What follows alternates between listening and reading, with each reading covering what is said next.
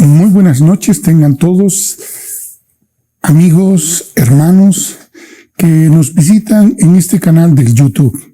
Muchísimas gracias por estar de domingo a domingo visitando esta hermosa página, la misma que tiene el propósito de meditar en la palabra de Dios. Es por ello que hoy doy gracias a Dios por cada uno de ustedes que nos brindan el privilegio de vuestra audiencia. Gracias a nombre de la comunidad carismática Voz Cristiana, y empezaremos nuestra reunión como siempre lo hemos hecho, invitando a nuestros hermanos de la alabanza, quienes tienen para compartir con nosotros momentos muy hermosos a través de la alabanza y la adoración a nuestro amado y precioso Dios. Hermanos de la alabanza, por favor, adelante.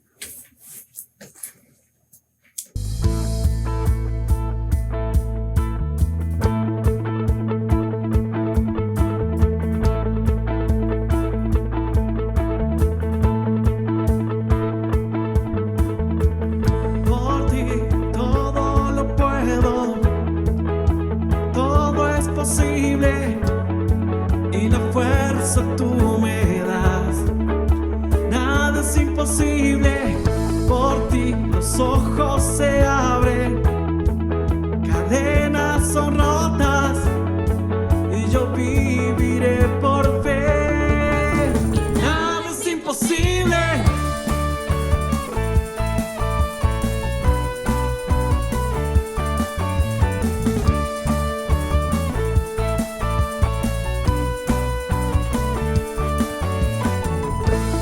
Viviré por lo que veo, no viviré por lo que siento.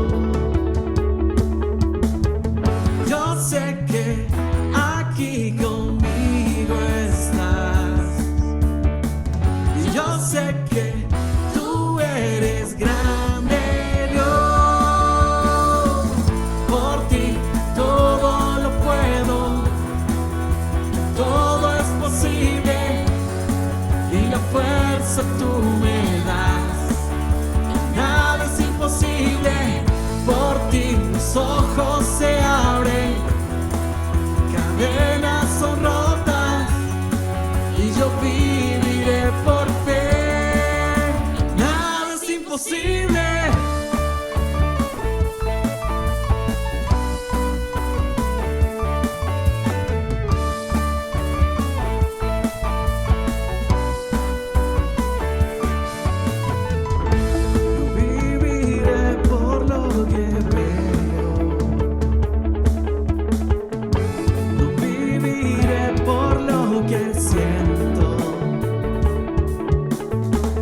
Yo sé que aquí conmigo estás, yo sé que tú eres grande, Dios. Por ti todo lo puedo, todo es posible y la fuerza tú me das, nada es imposible, por ti los ojos se abren, cadenas son rotas y yo viviré por fe, nada es imposible.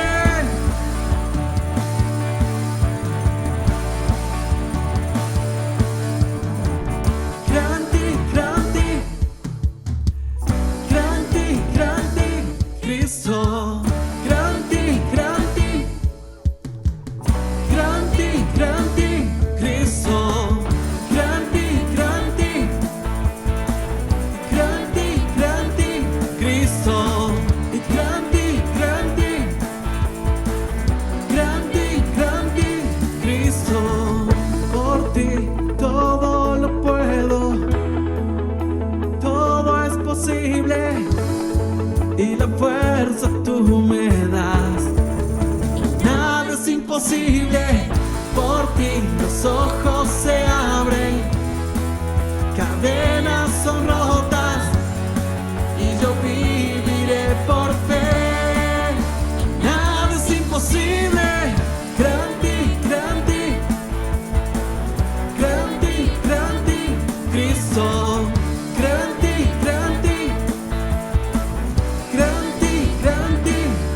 soy.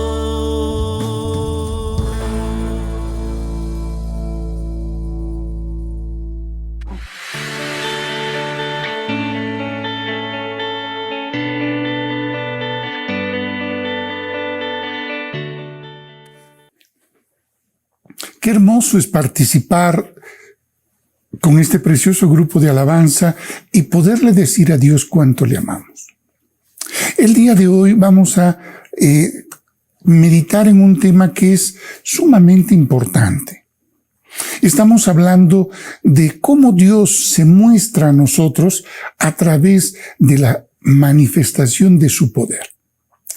Cada uno de nosotros, amigos y amados, ¿acaso no hemos visto las maravillas que Dios hace a través de descubrirse mediante el poder que desarrolla frente a nuestros ojos?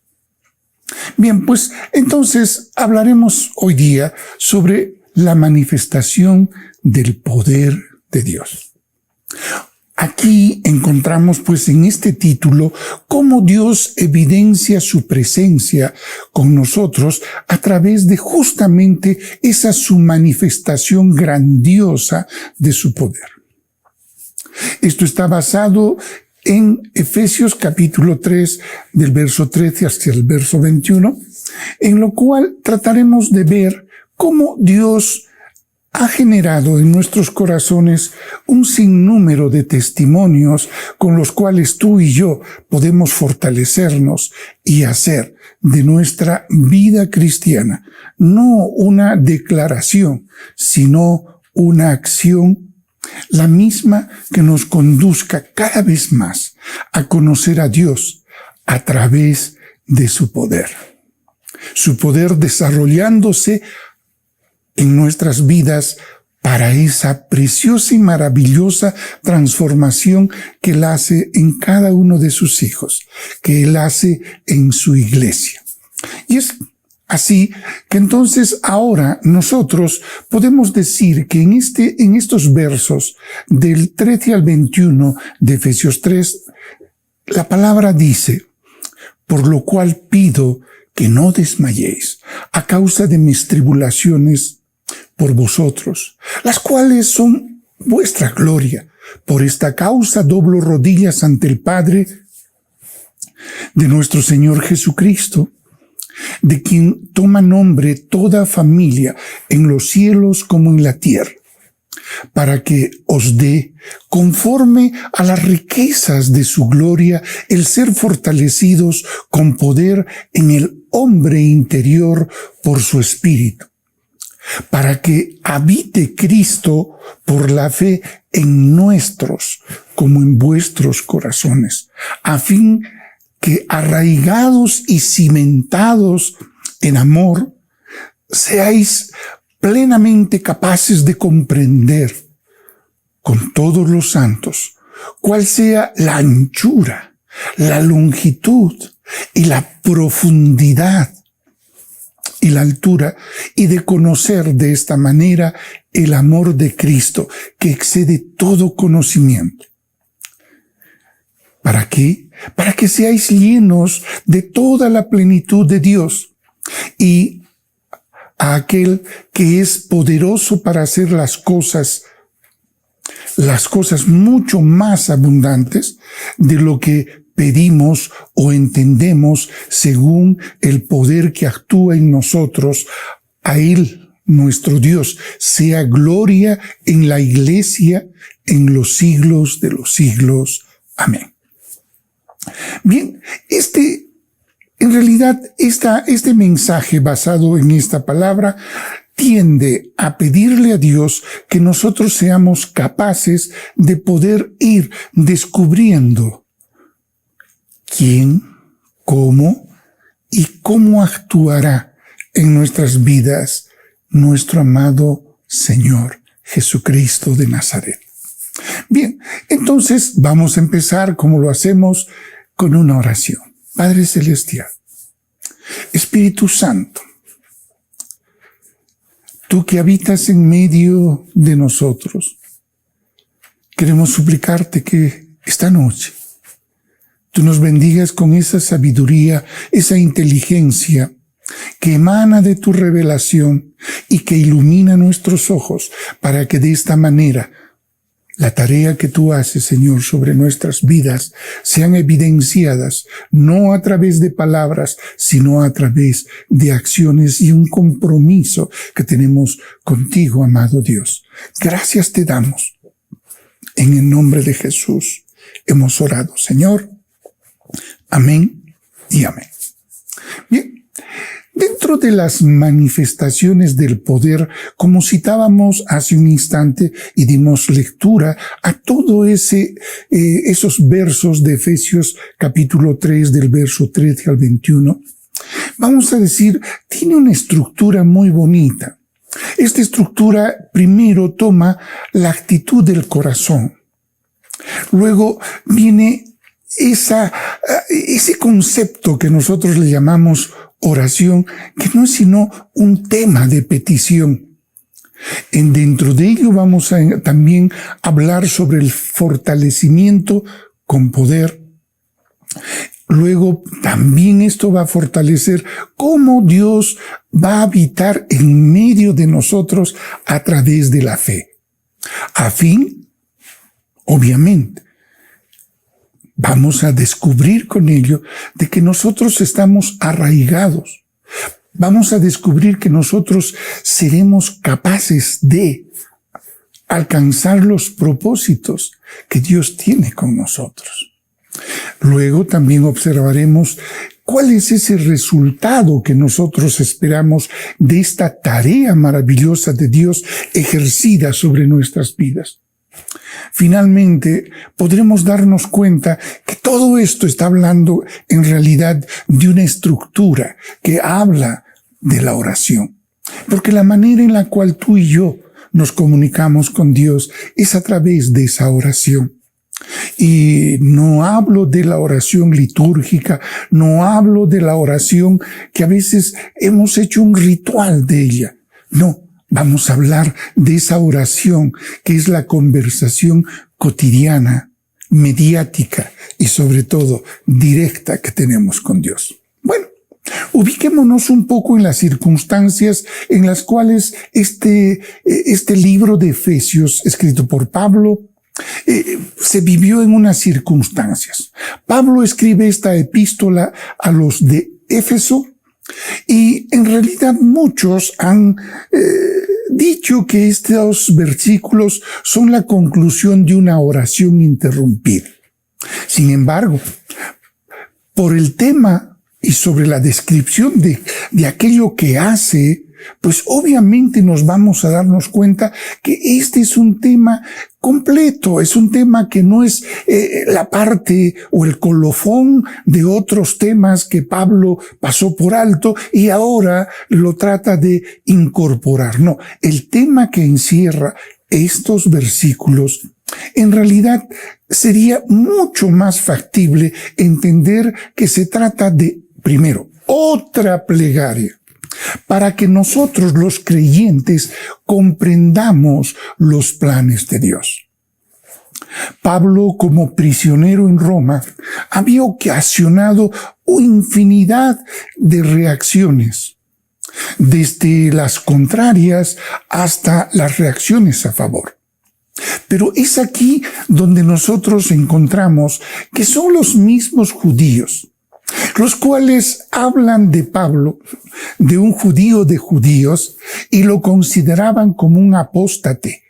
Claro que no suena muy bonito decirlo así, sino estamos habituados a decir un apóstata, ¿no? Pero correctamente un apóstate.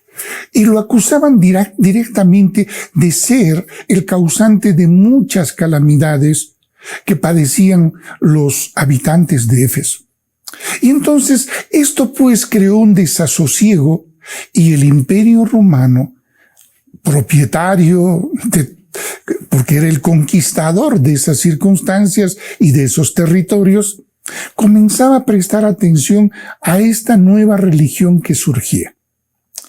Los filósofos también podemos encontrar que en esa temporada, como posteriormente, habían luchado contra el Evangelio. Es decir, para el filósofo siempre hay ese toma y daca o causa-efecto, y si el efecto no es contrario a las razones que uno entiende, entonces no es lógico, no funciona. Y entonces ahí es donde también Pablo había generado una controversia, y habían muchos sabios que estaban en contra del evangelio y trataban de ganar el terreno que según ellos perdía Pablo. Porque Pablo les decía a todos los seguidores de Cristo, no desmayen por las tribulaciones. En otras palabras, él decía, por favor, no se asusten y crean que yo soy alguien que estoy siendo castigado. No. Él sufría porque sabía que incluso dentro de toda la teología que nosotros podemos encontrar en la palabra de Dios, pues nos dice que la siembra y la cosecha son dos efectos que nunca van a cambiar. Y entonces él se daba cuenta que ese era el tiempo en el cual él estaba haciendo una inversión con ese sufrimiento expresado en el versículo 13. No desmayes. No te dejes llevar por lo que están viendo tus ojos. No razones lógicamente y no te dejes llevar por las adversidades. Esto también lo reitera Pablo en 2 de Corintios 4:1 como en Gálatas 6:9. Porque la tendencia humana es definir que la victoria o la derrota simplemente son cosas juzgadas por las circunstancias. Pero Pablo conocía otro razonamiento. Y esto tendría un efecto que modificaría la visión y sobre todo podría explicar que ese padecimiento que generan las circunstancias no es un castigo de Dios, sino más bien es una reacción adversa a la presencia del Evangelio a través del enemigo natural. Y claro, muchos dicen, ¿y cuál es ese enemigo natural? Bueno, Satanás. Porque ese príncipe de las tinieblas aún ejerce aquí sobre la tierra su autoridad y su poder. Aún. A pesar de haber sido vencido por Jesús en la cruz. Pero llega el tiempo en el cual esto que no está funcionando correctamente, gracias justamente a este enemigo, a este adversario, pues todo se pondrá en orden. Mientras tanto, ahí viene la recomendación de Pablo. No desmayéis. No sufras porque estás aquí experimentando circunstancias que tú no esperabas. No sufras. Por el contrario, encomienda tu vida al fiel Creador. Y justamente Pablo conocía los razonamientos de todas aquellas personas que estaban en contra de esta visión que Jesús nos entrega con el Evangelio. Ahora, el apóstol anhelaba que los ciudadanos de Éfeso, los seguidores de Cristo, en realidad cambiaran su enfoque y quitaran los ojos en las cosas temporales, incluso aún los ojos que se ponían sobre el mismo Pablo. Y más bien les aconsejaba de que concentraran su atención en el motivo de sus prisiones. Uno se pregunta por qué. Porque bueno, recuerden siempre, la siembra va a traer la dicha de la cosecha. Y no siempre la siembra es algo demasiado alegre. Es cierto que muchas veces sembramos cantando, danzando, pero si la semilla no muere, no podrá llevar fruto.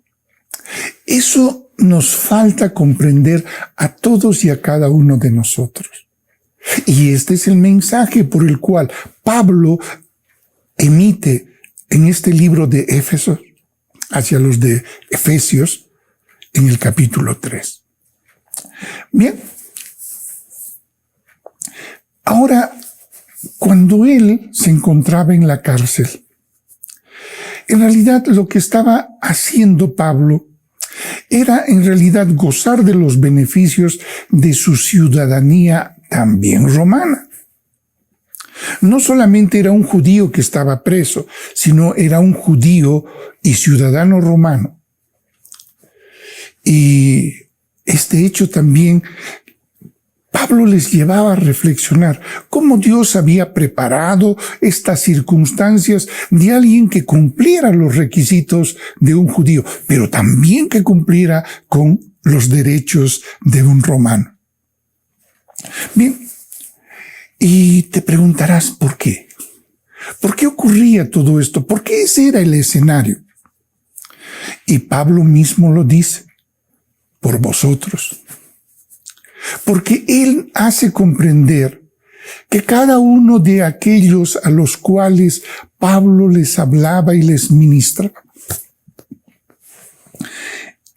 ellos eran la gloria de Pablo. Es decir, era su labor. Era aquello en lo cual él, dejándose y posponiéndose, servía. Pablo había padecido precisamente para que los de Asia conocieran el propósito de Dios. Tenemos muchos versos, el tiempo es muy escaso, pero lo voy a citar para que quizás tú quieras rumiar esta palabra y entonces te lo pongo a consideración. Hechos capítulo 18, del verso 19 al 24, Hechos 19, verso 1, verso 17, verso 26. Y como ya habíamos citado, Primera de Corintios, capítulo 15, verso 32. En todo este paquete de versos citados, en realidad, para Pablo era un gran honor que él había triunfado al liberarse primero de la turba que quería matarlo y había conocido al Dios que podía bendecirlos.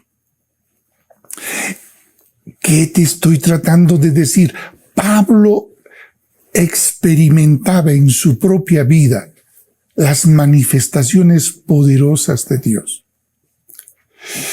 Un poquito ahora citando el libro de Hechos en el capítulo 18, en el verso 19, dice que Pablo llegó a Éfeso y los dejó allí entrando a la sinagoga y discutían los judíos, los cuales le rogaban que se quedase con ellos por más tiempo, mas no accedió, sino que se despidió de ellos diciendo, es necesario que en todo caso yo guarde en Jerusalén la fiesta que viene, pero otra vez volveré a vosotros, si Dios quiere. Y es allí donde encontramos a Pablo zarpando de Éfeso, retornando nuevamente a ese lugar llamado Judea, que hoy nosotros le llamamos Israel. Habiendo arribado dentro de este viaje de Pablo a Cesarea, subió para saludar a la iglesia y luego descendió a Antioquía. Hago un poco de mención. Antioquía es ese lugar donde era el teatro de operaciones de la iglesia seguidora de Cristo. Habían sido perseguidos de Jerusalén y entonces salieron hacia Antioquía y en Antioquía se estableció la iglesia del Señor. Porque había un ámbito muy hostil en Israel. No por eso estaba descuidado Israel, sino que el teatro de operaciones estaba en Antioquía. Y después de llegar Pablo a Antioquía, bueno, se dio algún tiempo allí y recorriendo la región llegó a Galacia y a Frigia. Y allí él siguió constituyendo a muchos seguidores de Cristo y los tuvo como discípulos. Es aquí también en la historia bíblica que narra la llegada a Éfeso de un judío llamado Apolos. Él era natural de Alejandría y era un varón bastante elocuente y sobre todo conocedor de las Escrituras. Ese es el escenario, acabo de mostrarles. Pero ahora es aquí donde Pablo quiere mostrarnos y hacernos comprender que gran parte de todo este detalle está en la actitud de nuestro corazón. Y miren, él lo hace diciendo esto: por esta causa doblo mis rodillas. Estamos habituados a que casi siempre vamos a encontrar aquellos que se consideran líderes, ¿verdad? Y los cuales dicen, pónganse de rodillas.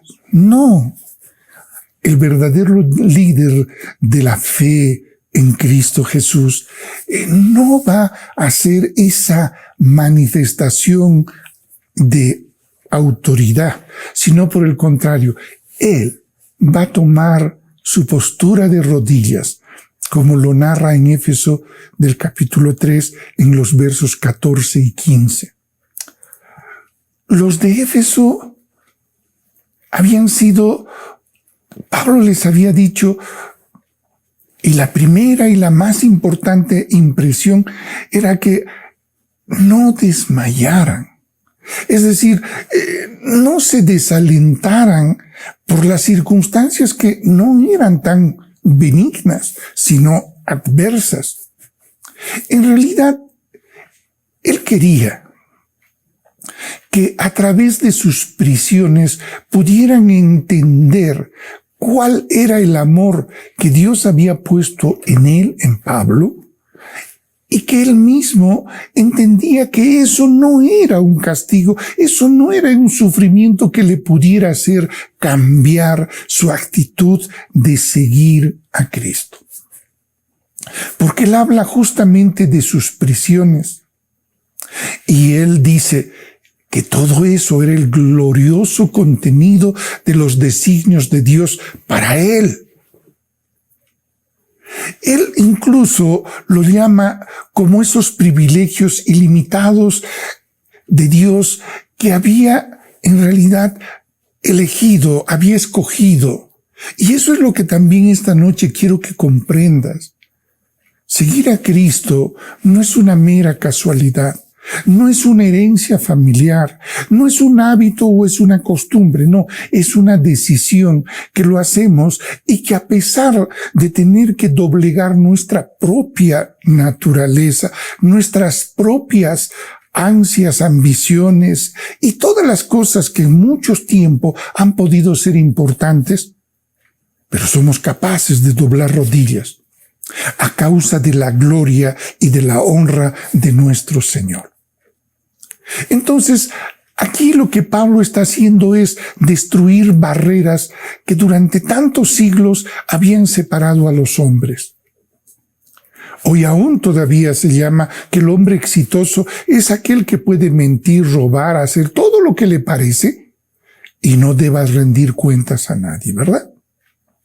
Pero eso no es lo que dice el Evangelio. El Evangelio, por el contrario, nos hace ver que hay un Dios maravilloso que nos está mirando y nos está mirando para castigarnos, no, sino para llevarnos adelante. Pablo quería que desarrollaran esa capacidad de comprender lo que las mentes humanas, por su propia naturaleza, no podían entrar a ese concepto y por tanto se perdían en el camino. Hoy sigue siendo esto una realidad. Orar es una de las actividades más hermosas que el cristiano tiene. Además, no solamente debe haber la oración, sino de una actitud sujeta a Dios. ¿Saben? Eso es creer.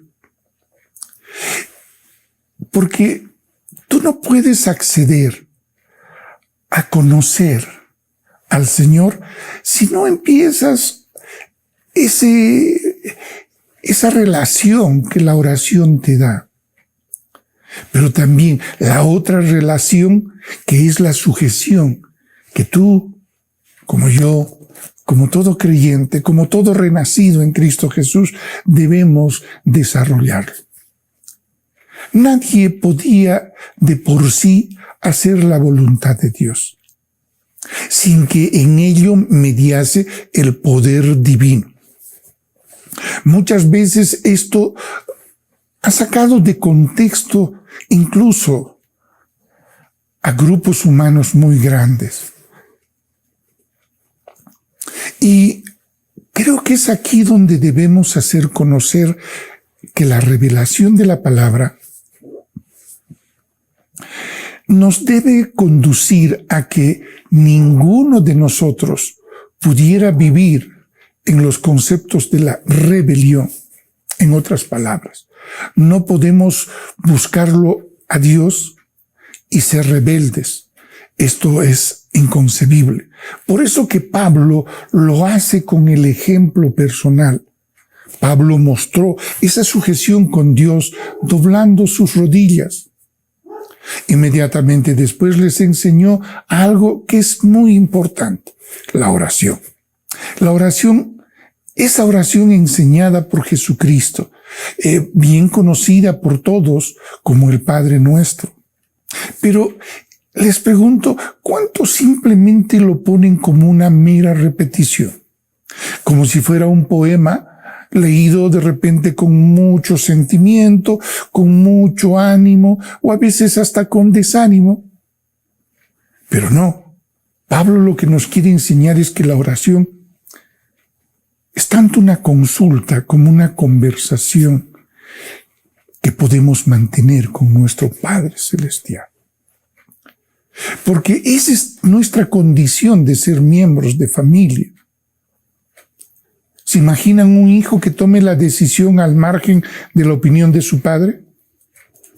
No es aceptable. Aunque bueno, en nuestros tiempos eso ya es también muy aceptable. Y claro, muchos dicen que deben ser tolerantes.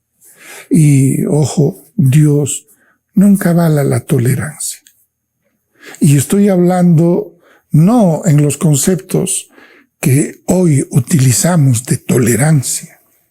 No. Estoy hablando de aquel que renuncia al poder para sujetarse a alguien. La tolerancia no quiere sujetarse a nadie. La tolerancia nos hace dueños de nuestras propias verdades, cosas que en realidad nunca vamos a poder entender, porque jamás hemos visto en Cristo Jesús esa actitud ni esa conducta. Además, es aquí donde ya los de Éfeso habían aprendido que Dios era ese concepto de pater eternis o Padre eterno. Ese concepto que está bien descrito en Isaías capítulo 9, verso 6, en que desde la eternidad ahora Dios se presenta en el presente de los éfesos, en el presente de los judíos, como en nuestro presente, y nos hace comprender que Él ha constituido un hogar. Por eso que le llamamos Padre, ¿verdad? Un hogar con muchos hijos. Ahora, no somos, en este caso, familiares de Dios por herencia. No, nosotros somos hijos por la decisión tomada de aceptar a Cristo Jesús como nuestro Rey, Señor y Salvador. Y por favor, aquí no hago simplemente una alusión de títulos que le doy a Dios. No. Tiene que ser una valoración de conceptos que Dios tiene aquí en nuestros corazones. Si tú lo reconoces como Padre, eres tu Padre, pues, y Él va a ejercer su autoridad sobre ti.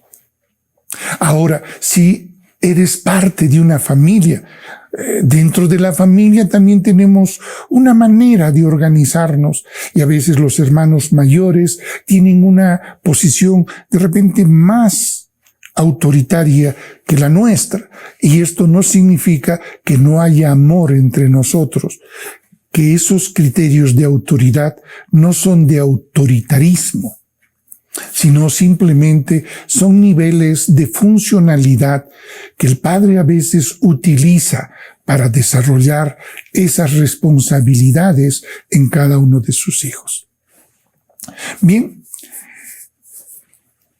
tenemos a un Dios que en realidad como padre se muestra en todo ese concepto establecido de lo que significa un padre terrenal.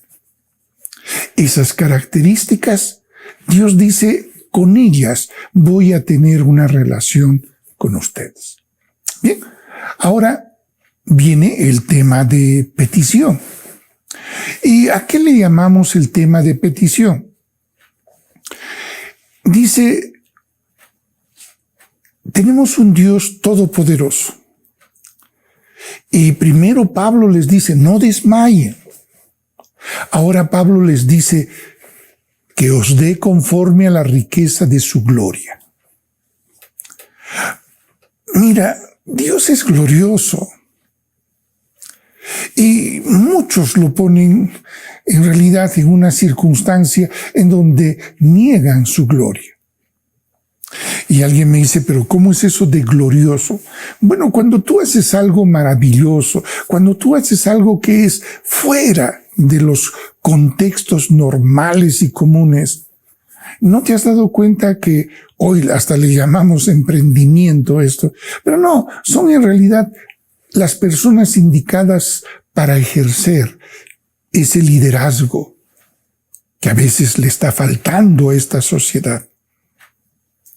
Y esa es una tarea que justamente se dio cuenta nuestro amado Dios, y a través de Pablo les habla a los de Éfeso, porque ellos tenían que jugar un papel muy importante dentro de la extensión del Evangelio. Encontramos pues que Pablo menciona este término de las riquezas de Dios. Sé que cuando hablamos de las riquezas, normalmente estamos absortos en entender dinero, ¿verdad? Y bueno, les hago una pregunta. Poder gobernar un universo insondable para nosotros y creer que tenemos un Dios, un Padre escaso, es incoherente, ¿verdad? Entonces es ahí donde Pablo, inspirado por Dios, pone este concepto para que tú y yo podamos entender que hay riquezas de Dios que muestran su gloria. Como decía, aquí en el libro de Éfeso podemos ver que es la quinta vez que Pablo habla justamente de este concepto. Posiblemente para que los habitantes de Éfeso dejasen dar importancia a esa su deidad denominada Artemis y de todo el entorno de sus sacerdotes, ¿no? Y bueno, alguien dirá, ¿y quién era Artemis? Bueno, era una diosa de Éfeso. ¿Y qué tenía? Bueno, muchos sacerdotes, los cuales imponían actitudes, acciones, e incluso la entrega de riquezas en todo lo que puedes imaginar. Entonces, este es un modelo que lo hemos visto a lo largo de la historia. Sí, aquellos que basándose en la fe, en el amor, en creer, pues son en realidad asaltados por ciertas responsabilidades que cada una de las personas tienen con ese Dios que le interesa mucho de esas riquezas nuestras, ¿no? Entonces, aquí el apóstol Pablo nos muestra primero que dobla sus rodillas y luego les dice, por favor, entiendan que tenemos un Padre que nos va a dar sus riquezas conforme a su gloria. Muchas veces las riquezas, por favor, yo también te lo suplico, no lo entiendas como una gran posición o posesión de dinero, sino hay tesoros como por ejemplo el recibir fe, amor, conocimiento, plenitud, mansedumbre, templanza. ¡Wow! Es un sinnúmero de cosas que en realidad poder entenderlo no se hace muy fácil, pero el disfrutar de ellos es quizás el gozo más grande que tú o yo podamos experimentar. ¿Saben? Esa es la causa por las cuales ustedes pueden encontrar que en las historias, ya no solamente bíblicas, sino en las historias descritas por muchos historiadores romanos, ¿no? Podían ver que las personas iban a ser sacrificadas por su fe y no iban llorando ni farfullando, es decir, gritando con descontento, sino por el contrario. Te va a parecer raro. Iban gozosos cantando. En la historia que nosotros disponemos, a través de los historiadores que narran esos hechos dantescos, sádicos, donde quemaban a los cristianos, o los soltaban en medio de una manada de leoncitos un poco famélicos, hambrientos, y allí no se escuchaban maldiciones, allí no se escuchaban descontentos, sino cánticos, o ese silencio de la aceptación.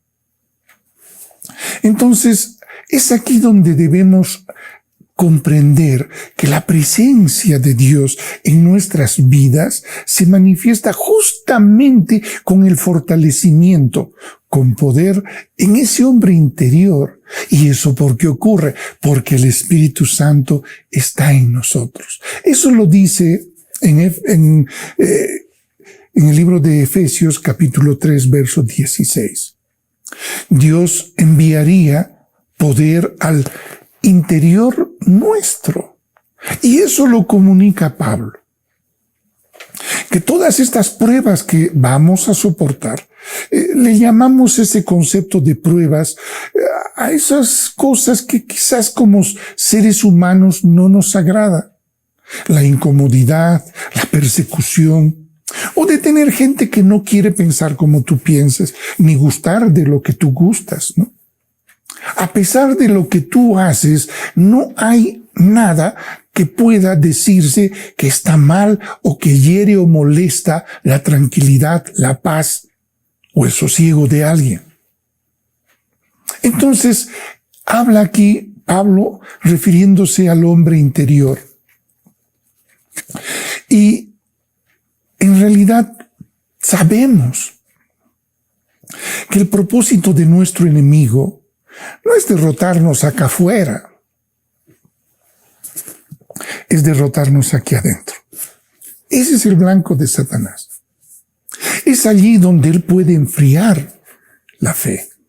Es allí donde él puede hacerte vacilar en ese amor que tú tienes que desarrollar primero por Dios. Y ese amor que te va a permitir que puedas relacionarte con tus amados hermanos. Entonces, ¿te imaginas que alguien pudiera meter las manos ahí adentro en tu hombre interior y te haga claudicar de las esperanzas que tienes en el amor de Dios? Entonces, este concepto que Pablo utiliza del hombre interior tiene una idea de personalizar la naturaleza espiritual del Hijo de Dios, del renacido en Cristo Jesús. Esa naturaleza que el enemigo desea manchar, esa naturaleza que el enemigo desea derrumbar, y él lo quiere hacer con todo el oprobio con el cual cuenta para destruirnos. Esto lo explica Pedro en la primera epístola que escribe Pedro en el capítulo 2, en el verso 19. Volvamos al escenario donde está Pablo. Los de Efesio debían ser obedientes y santos, fomentando la comunión y amando a sus hermanos entrañablemente, porque de otro modo nunca serían fortalecidos. Sé que cuando decimos esto, muchos dicen, ya ves, estas son las circunstancias por las cuales yo no sigo a Cristo. Perdón, esta es la riqueza en gloria de Cristo Jesús. Si tú inicias con la obediencia, prosigues con esa santidad que tú no lo haces ni lo pones, sino el Espíritu que está en ti, ¿ok? Y luego fomentas la comunión y amas a tus hermanos y lo haces entrañablemente, puedo decirte con toda certeza que la palabra no miente y vas a ser fortalecido. El detalle es que nosotros queremos ser primero fortalecidos para luego hacer lo otro. Deténganse. Así no dice la palabra. La palabra nos dice que primero tiene que ser lo primero y luego viene la cosecha, la siembra y la cosecha. Es allí donde funciona esta maravillosa manera de mostrarse Dios a nuestras vidas y, ¿por qué no?, a nuestros propios ojos. ¿Por qué recomendaba todo esto Pablo? ¿Sería que Pablo era alguien que quería hacer entender que ser cristiano era algo difícil de serlo? Hoy mismo tenemos gente que hace ver que ser cristiano es un sacrificio, pues que solo los elegidos, solo los escogidos pueden seguir por ese valle de sombra de muerte. No. Y el mensaje de hoy no es en ese contexto. Más bien, toda esta recomendación de Pablo es sencillamente para hacerte comprender que es necesario que tú mismo, como yo, como todo creyente, sepa, descubra, se alegre y siga para adelante sabiendo que Cristo, por la fe, habita en nuestros corazones. Esto lo hace entender Pablo en los versos, en la primera parte del verso 17 de Efesios capítulo 3. Es que aquí es donde nosotros vamos a empezar a darnos cuenta que muchas veces no queremos hacer caso a estas recomendaciones y más bien queremos que Dios acepte los términos y las referencias que nosotros damos. La pregunta es, ¿tú quieres que Cristo habite, more en ti? Bueno, entonces tienes que cumplir lo que dice Romanos capítulo 10, verso 9 y verso 10. Tú tienes que declarar. Y el término declarar significa que tú das tu versión oficial ante alguien oficial y dices, yo soy seguidor de Cristo. No dices, no, sí, yo tengo alguna simpatía. No. La aceptación es total. O tomas a Cristo en su totalidad o no lo puedes tomar. Bien, entonces, el detalle de todas estas recomendaciones es para que nuestros corazones puedan experimentar. Lo voy a decir así con esta claridad. Tú no vas a saber si Cristo está en ti si es que no aprendes a ser obediente, a dejar que la santidad que el Espíritu Santo te otorga y que antes de ser esa persona que lleva la unión, eres el peleandero número 1, y que no amas entrañablemente a tus hermanos, Entonces, si no haces nada de eso, obviamente, el ser cristiano es solamente una mera declaración. Ahora entienden por qué muchos hombres, incluso de buena voluntad, han fracasado en seguir y servir a Cristo. Pero entonces, ¿cuál es la meta? ¿Cuál es la medida del éxito? Esto que nos está narrando, esto que nos está informando Pablo. Porque sólo así Cristo vivirá en nosotros y habremos descubierto que el que nos gobierna es Él. Aquí voy a hacer un paréntesis dentro de todo esto. Muchas veces yo había entendido al inicio de que Dios quiere hacer lo que a Él le parece hacer a través mío. Y entonces, leyendo la Escritura, fui dando vueltas y vueltas. Y no lograba comprender. Y le dije, Señor, ¿cómo hago para que aquello que tú gustas, yo también guste de lo mismo? Y me dijo, ¿quién crees que pone esos gustos, esos anhelos, esa fuerza, esa visión, esa orientación en ti? Me hizo comprender que Él era el que iba tocando nuestras fibras más internas y nos iba con lazos de amor envolviéndonos y haciéndonos ver y amar lo que Él ama. Es por eso que yo te aconsejo, amigo, tú tienes que buscar una iglesia. ¿Por qué? Porque es un núcleo donde se juntan así sirios y troyanos y ahí adentro son... No. Recuerda, Cristo se inmoló por su iglesia. En otras palabras, Cristo ama a su iglesia. Es lo que más ama. Y entonces cuando tú eres miembro de una iglesia, y de una iglesia que lleva la sana doctrina de la palabra de Dios, entonces estás aprendiendo a amar lo que ama Jesús. En realidad es esto.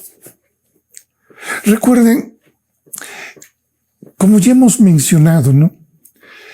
Habitar significa morar, permanecer. Y la habitación o el domicilio es un lugar donde estamos permanentemente, ¿verdad? Si alguien quiere pedirte una documentación, te dice, diga por favor cuál es la dirección donde vive. Y entonces tú das tu domicilio. Ahora pregúntate, ¿dónde Dios crees que quiere vivir? ¿Dónde Dios está viviendo ya en aquellos creyentes? En nosotros. Sé que cuando digo esto, muchos doctrinalmente van a molestarse. Ay. Y sobre todo los siervos de Satanás van a crujir sus dientes. Pero la palabra es clara y dice, vosotros ignoréis que vosotros sois templo del Espíritu de Dios. Y el templo es donde vive. Es la casa. Es la morada. Y entonces es aquí donde Pablo nos habla en Éfesos, pero también nos habla en Colosenses, en el capítulo 1, verso 19, así como en el capítulo 2, verso 9, y refiere justamente a Jesús como esa deidad, el cual singularmente, pues, poseía la diosa Diana allí en Éfeso. Y bueno, los devotos de esta diosa Diana empezaron a darse cuenta que era un mensaje más hermoso el que traía Cristo. Porque mira, es el único que nos habla de amor. Mira y revisa todas las religiones. Incluso aquellas que se parecen mucho a la fe cristiana.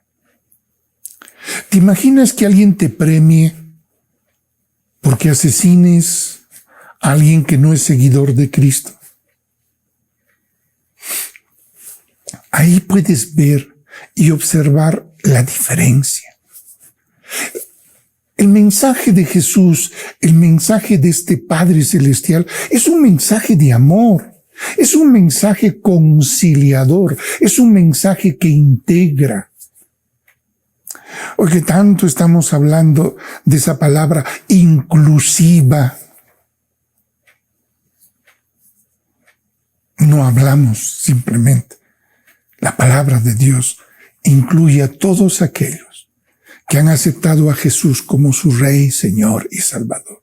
Y entonces la expectativa de Pablo era que Cristo tuviera el gobierno total de aquellos hermanos que estaban metidos dentro de todas estas religiones. Imagínense, habían muchos seguidores de Cristo que previamente habían sido seguidores de Diana o seguidores de alguna otra deidad. Pero es aquí donde Pablo se esmera en el mensaje y les hace entender que hay un Dios que primero nos une a nosotros como hermanos y nos muestra en un contexto de una familia. Nos da la idea de la salvación, no como que tienes que morirte pero yo te salvo, o que la enfermedad te está matando y yo vengo y te salvo y te sano. No, estamos hablando de el concepto salvación, que significa libertad. Es un hombre salvo y una mujer salva, ese hombre o la mujer que abre sus ojos y dice, ¿cómo he podido estar tan engañado? Y en realidad hacer lío de esto, de aquello y de lo otro. Wow, creo que me equivoqué de canto a canto. ¿Quién es aquella persona que puede hacer esa actitud reflexiva? Aquel que es libre, libre de sus prejuicios, libre de todas esas cosas que son las ataduras que hoy, en pleno siglo XXI, siguen atando a aquellos que dicen seguir a Cristo. Bien, así también Pablo también anhelaba que fueran todo esto que estaba ocurrido, que al hablar de Cristo Jesús pudiera ser una ventana para que todos puedan ver a través de esa ventana al Señor ordenando y dirigiendo la conducta de un pueblo maravilloso. Muchas veces nos hemos puesto a pensar y querer expresar, ¿no? ¿Por qué era respetado Israel? Incluso por los romanos. Porque Jehová de los ejércitos salía a defenderlos. Pero hemos encontrado en la historia de Israel una actitud no tan cercana a la obediencia. Y entonces también conocemos que Dios, por causa de la desobediencia, para el aprendizaje de sus hijos, Dios permitía muchas cosas que no eran del agrado de sus hijos. Les hago una pregunta. ¿Alguna vez una reprensión o algún acto con el cual papá, mamá te disciplinó, te gustó? ¿Estabas feliz por ser disciplinado por papá? Pero recuerda, la disciplina no te mata, la disciplina no te expectora, la disciplina no hace de ti alguien que después será un abandonado por allí. No, la disciplina es corregir para que prosigas, corregir, regular, orientar, adiestrar, a fin de que el hombre de Dios esté preparado para toda buena obra. Qué bonito, ¿verdad? Entonces la disciplina es una disciplina edificante, que claro, al principio no nos gusta, pero después nos damos cuenta de que fue la tarea más hermosa. ¿Saben? ¿Cuántos hijos pueden decir, gracias doy yo a Dios por mi padre? Porque supo inculcarme valores, los cuales hasta hoy los sigo respetando y voy a seguir haciéndolo porque mi padre no me enseñó exigiéndome, me enseñó con su ejemplo. Qué bello, ¿verdad? a esas bellezas, la tenemos aquellos que hemos disfrutado y seguiremos disfrutando de los recuerdos que nuestros padres han provocado dentro de nuestro corazón y que podremos decir que nuestros padres fueron un poquito el modelo de este Dios maravilloso que hoy se muestra a tus ojos. El otro concepto que Pablo quiere desarrollar es de que a fin de que estemos arraigados, o sea, el propósito final, que estemos arraigados, que estemos cimentados en amor, porque esta condición realmente nos va a hacer plenamente capaces de comprender aquello que necesitamos para relacionarnos con nuestros hermanos. Esto lo podemos ver en los versos 17, la parte final, y en la parte inicial del verso 19, juntando 17, 18 y 19. Eso es. ¿Qué significa arraigarse? Amarrarse, estar. No, yo nunca voy a renunciar, ¿cierto? Y la fe en Cristo es la que nos arraiga. ¿Nos arraiga en qué? En el amor a Dios. Nos arraiga en esa actitud que Dios tiene para con nosotros, la benevolencia con la cual nos mira y nos conduce. Y vamos de gloria en gloria, de victoria en victoria. Pero durante todo ese tiempo, ese Dios maravilloso nos está edificando. Ese era el mensaje de Pablo.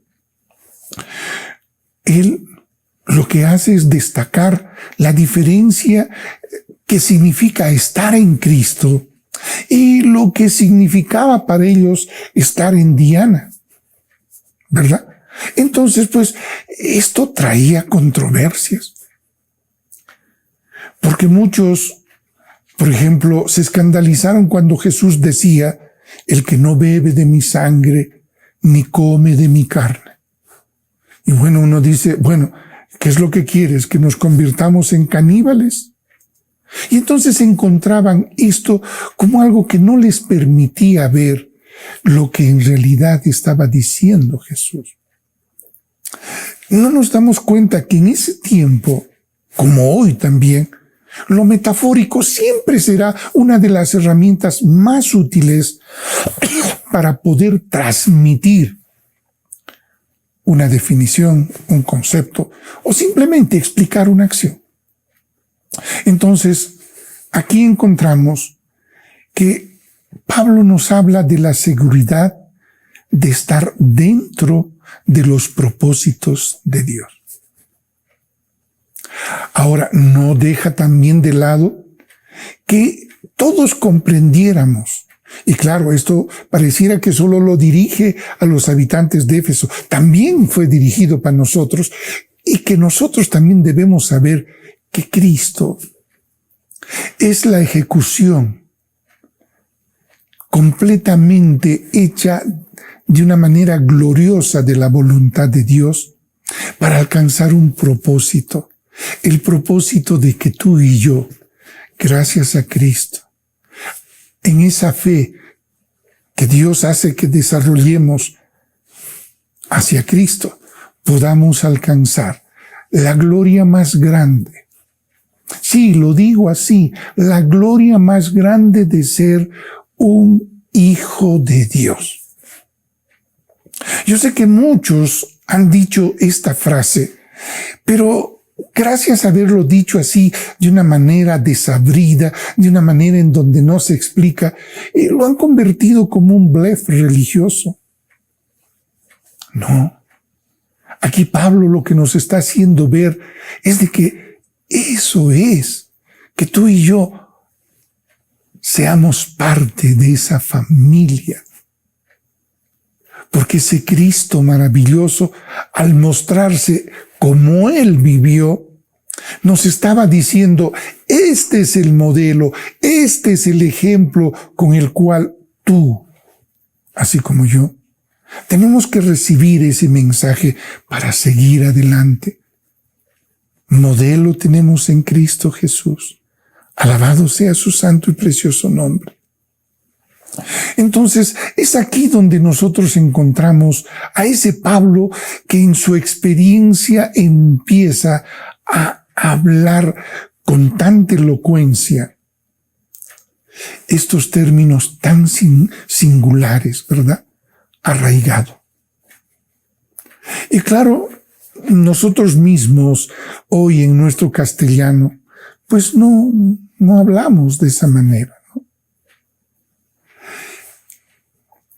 ¿Y por qué nos trata de llevar en ese contexto Pablo, arraigado? En realidad, lo que nos está diciendo, aferrado, ¿a quién? A Dios. ¿Y por qué me aferro a Dios? ¿Cómo lo hace un niño, un recién nacido? ¿A quién se aferra? A su mamá. Está arraigado en su madre, por el amor que tiene la madre y por la necesidad que tiene ese niño, y que también allí hay amor. Y entonces, entender el concepto de arraigado significa de que hemos sido, seremos, ayer, hoy y mañana, alimentados con el amor de Dios. Esto nos lo explica claramente la palabra en Colosenses 2:7. Porque para nosotros Dios es esa única fuente de nutrición vital. Ahora hay otro término, cimentados. Bueno, este término ya es mucho más nuestro, ¿no? Sobre todo aquellos que estamos ligados a la industria de la construcción, ¿no? Sabemos que los cimientos son la base fundamental en donde si hay una mala cimentación no puedo hacer una edificación alta. En cambio, si tengo una buena cimentación, puedo seguir sobreedificando más y más hasta donde me lo permita el cimiento.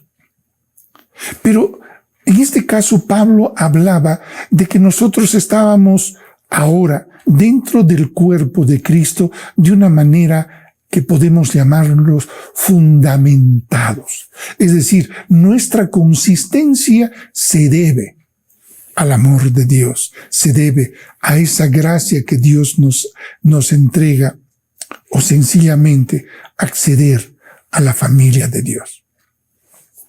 Bien, podemos nosotros seguir avanzando en todo esto para poder entender lo que Pablo quería mostrarnos. Si tú y yo queremos hacer un elemento muy fortificado como es un castillo, ¿no?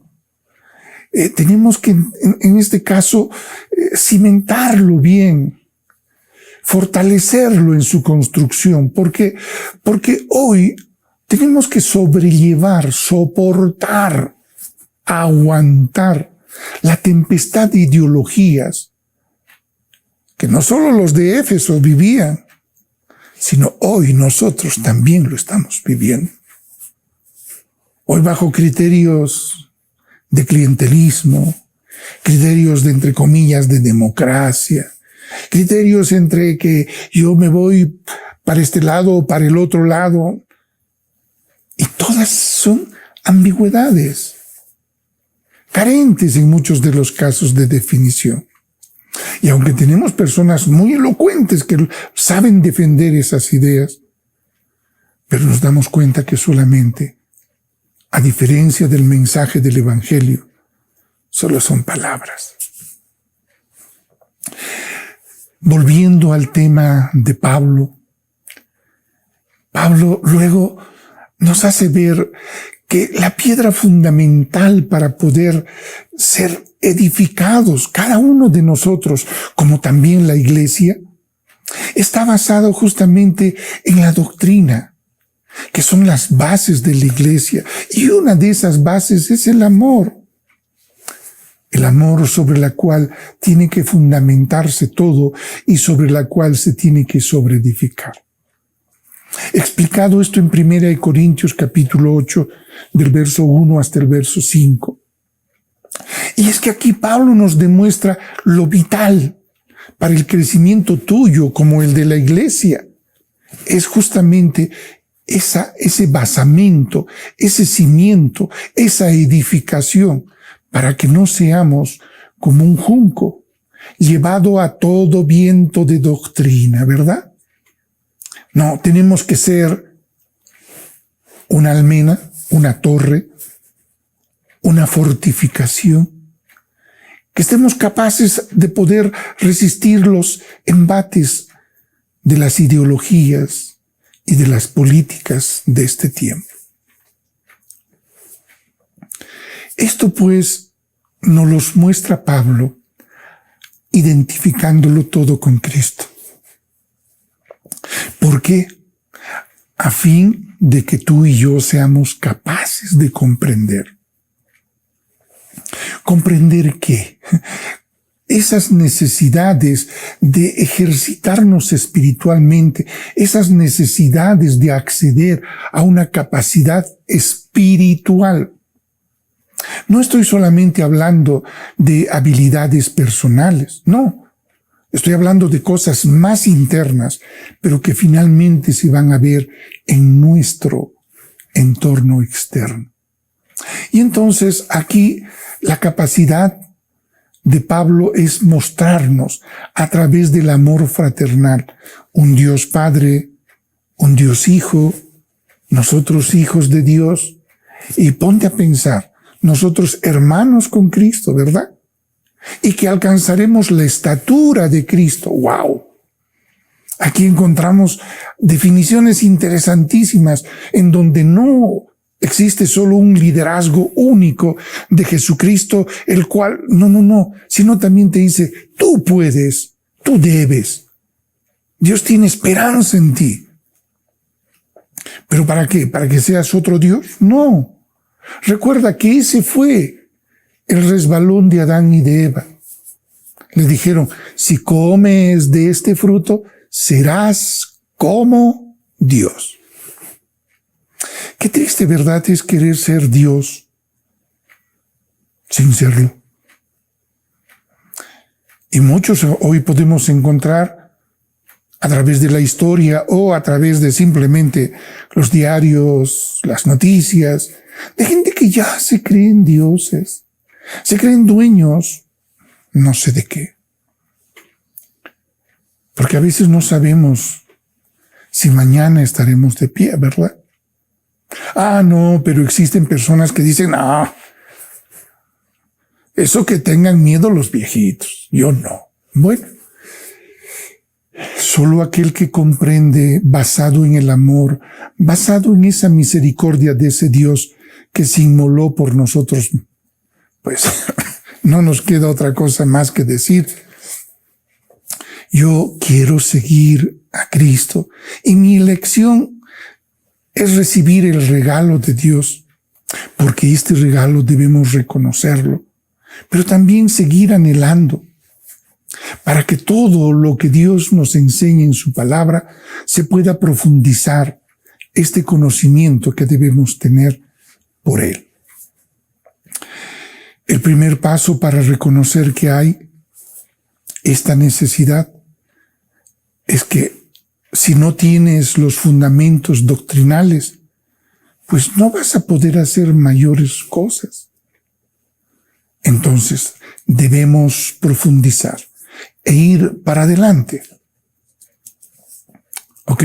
Entonces, cuando nosotros vemos la obra de Pablo, vamos a ver aquí cómo nos enseña a profundizar mucho más en esa comunión con Dios.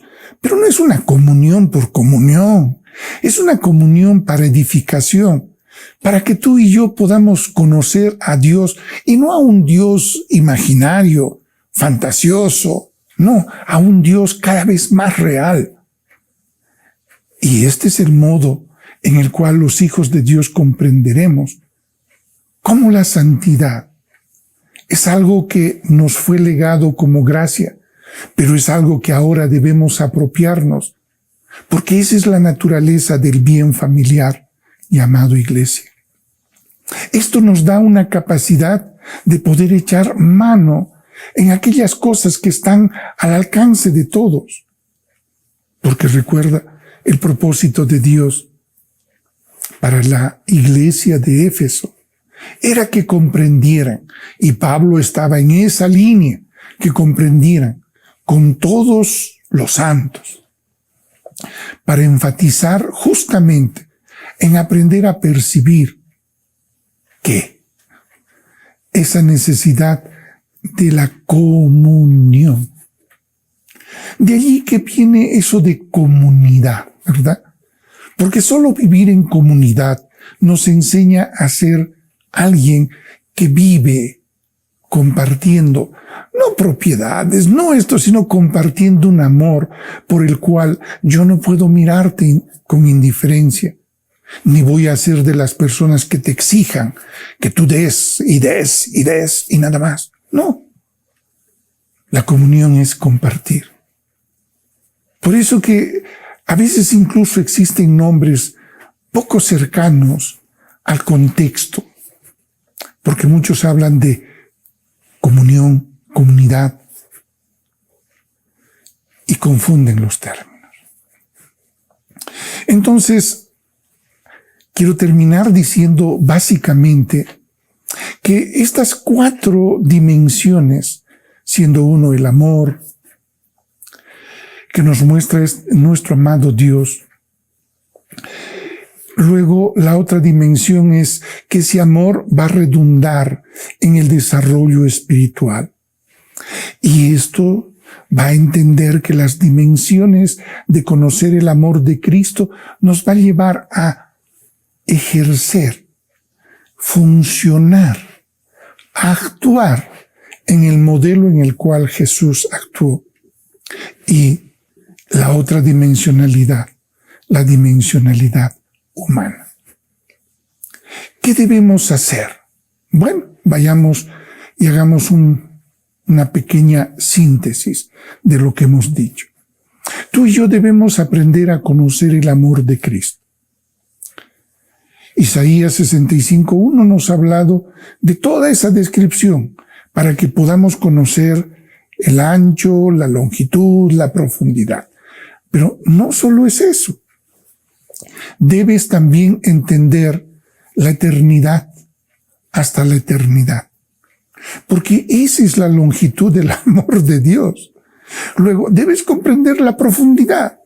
Bueno, también esto simboliza, en estos paralelos que nosotros encontramos en la palabra, de que las almas nuestras tienen profundidades en donde el pecado aún todavía se revuelve. Y ojo, la gran bendición no está en el alma, no está en el espíritu, está en esas profundidades de los hábitos, de esas costumbres, de esas cosas que aún todavía nos gustan.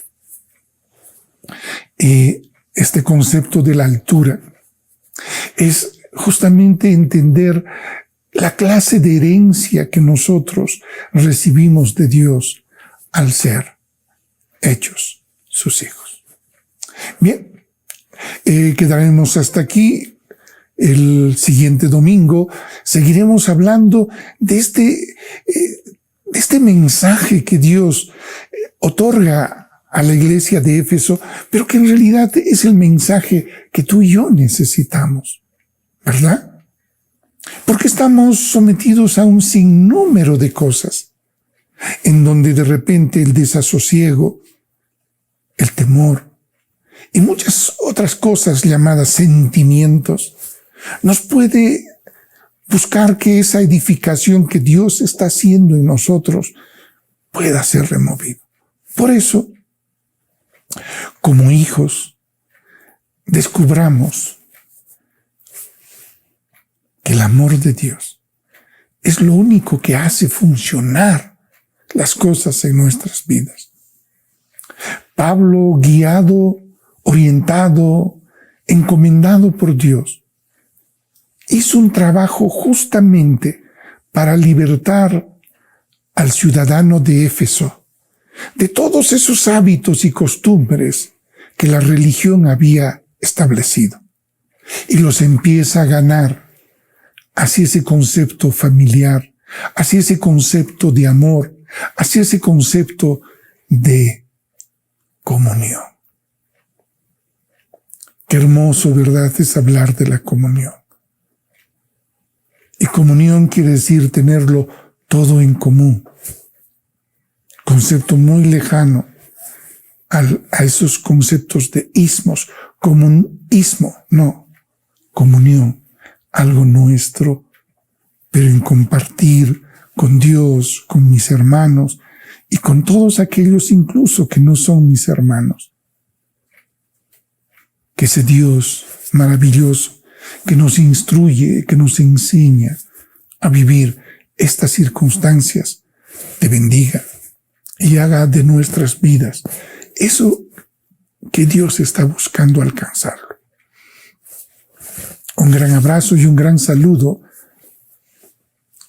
y nuestra gratitud a todos y a cada uno de ustedes, amigos, que nos sintonizan en este canal del YouTube. A nombre de la comunidad carismática Voz Cristiana, reciban el amor, el cariño y el respeto en Cristo Jesús por cada uno de ustedes. Y amados hermanos, el Señor me los rebendiga de todo corazón. Una palabra, una meditación para tu corazón. Hasta el próximo domingo.